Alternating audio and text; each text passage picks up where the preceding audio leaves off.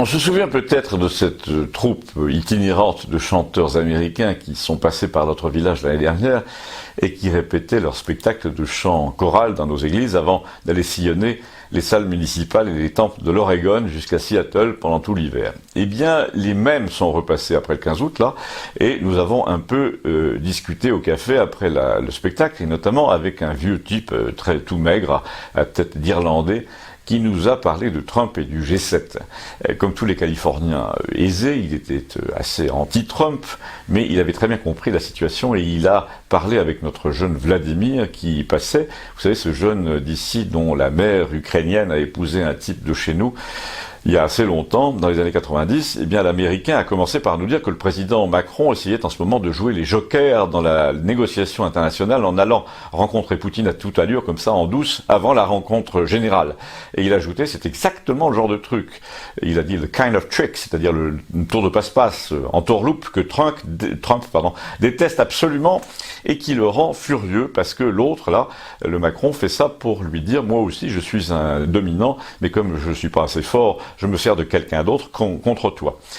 Trump veut être le seul à fixer les règles du jeu, mais l'autre se sert de Poutine pour lui dire tu contrôles pas tout, en fait tu contrôles rien,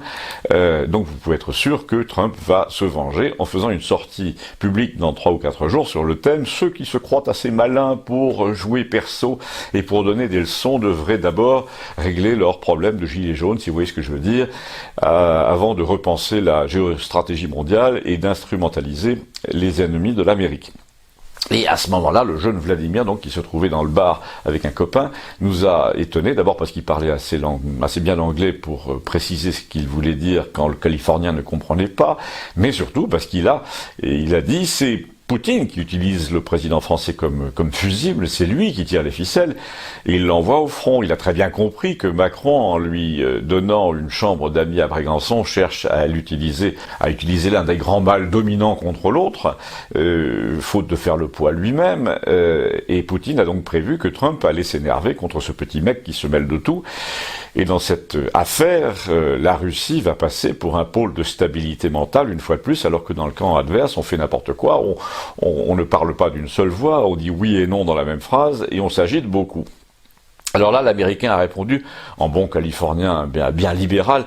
oui, mais Poutine fait quand même arrêter ses opposants. Et là, Vladimir a répondu à son tour, le 14 juillet, là, Macron a fait coffrer 3 dirigeants du mouvement Gilets jaunes avant le défilé, sans aucune autre raison. Si c'est pas une arrestation d'opposants, c'est quoi alors? Je vous le demande. Et là, le Californien a dit « Ah, j'ignorais ça, mais vous êtes sûr de vos sources ?» Vladimir s'est quand même tapé sur la cuisse et il a dit « Attendez, jusqu'à nouvel ordre, c'est nous qui lisons la presse française et qui regardons la télé nationale, donc oui, on est sûr de nos sources. Et vous feriez mieux de vous demander pourquoi le Los Angeles Times n'en a jamais parlé. » Alors j'ai trouvé que c'était quand même un assez bon argument, il est bien envoyé, et je me demande si Vladimir finalement ne va pas se présenter aux élections municipales, vu la tournure que prennent les événements. En tout cas, l'Américain a conclu qu'il était impatient de voir ce que Trump allait nous sortir de sa musette, de son chapeau pour humilier Macron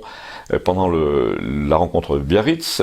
sur son propre territoire donc, et nous partageons quand même un peu cette impatience et cette curiosité. Vladimir a dit, moi je serais Trump, je répondrais directement à Poutine en lui disant qu'il n'avait pas besoin d'utiliser un petit télégraphiste et que sa porte restait ouverte. L'Américain s'est penché vers moi, il a dit, votre jeune ami ferait quand même un bon diplomate. Abonnez-vous, merci.